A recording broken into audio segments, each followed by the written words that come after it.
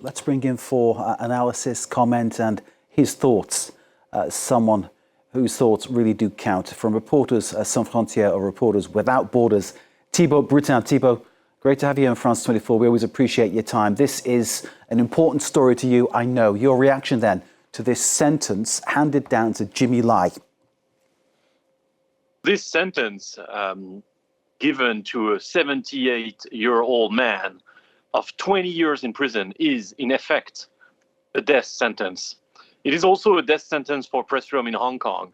And I think it is important that, the news cycle stops for a minute to realize what's happening. The promises of the handover to China have been totally lost on the way. And what's happening is that there is a normalization and takeover of Hong Kong.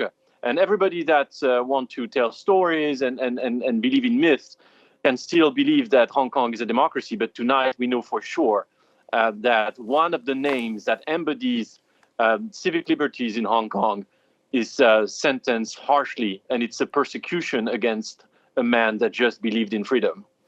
So China, sorry, I should say Hong Kong, but you've completely identified who's behind this, says that Jimmy Lai's work was sedition or treason. What is your interpretation of what his work was about, Thibault? So Jimmy Lai is the most famous media owner in Hong Kong. He built Apple Daily in 1995. It has been a media very dear to the heart of Hong Kongers. And when it closed down in 2021 under pressure from the authorities, you have to imagine that over 1 million people in Hong Kong bought a copy as a souvenir, as a testimony of their support to a free press. So what the Communist Party and the Hong Kong court is saying is absolutely without any relation to what is actually the heart of the matter. Jimmy Lai has been an outspoken defender of journalism, of a free press. He believed in democracy. He always thought, having escaped from mainland China, that the Communist Party was trying to impose its rule over the administrative region. And now he's paying the high price for that. Thibault, you've identified there are two aspects to this story. Clearly, the human side of this, what this kind of sentence means to someone of Jimmy Lai's age, and of course, the impact it has on him and his family, but also the press freedom allegation, the freedom of the media to report and to basically publish what is investigated and discovered to be the truth.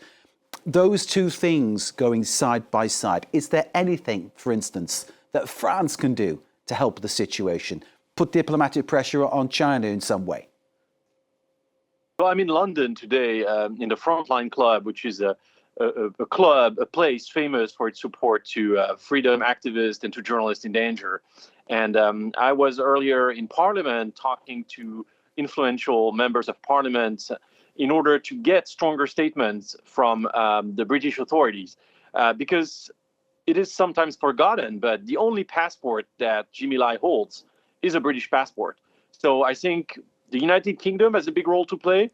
We also have seen and heard repeated statements from Donald Trump voicing support to Jimmy Lai.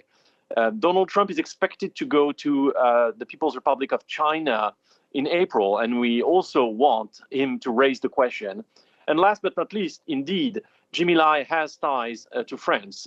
He's been rewarded by several medals. He has a residence in France. Part of his family is living there. And it's very important that all the countries that can play a role, either publicly or behind the doors, do play a role. Because what we fear is the repetition of what we've seen with Liu Xiaobo, the Chinese Nobel Peace Prize, that was, in full light and was, killed in jail. I mean, he died of a cancer because of a lack of treatment. And that's precisely what we fear for Jimmy Lai. This 70-year-old man should be released on humanitarian grounds, and every European nation and the United States of America should pressure the Chinese and Hong Kong authorities to get him out. What has been qualified as sedition or treason to the eyes of someone from your perspective, and I suspect from my perspective, would be regarded as basically solid journalism. And that's one of the problems, of course, that your organisation, Reporters Without Borders, constantly highlights when regimes put that kind of pressure on the news and on the news reporters, on the journalists on the ground. What kind of reception did you have from the MPs? You mentioned you've been to Parliament in London. You've spoken to MPs about the situation. Do you get a sense that they recognise the urgency of what needs to be done?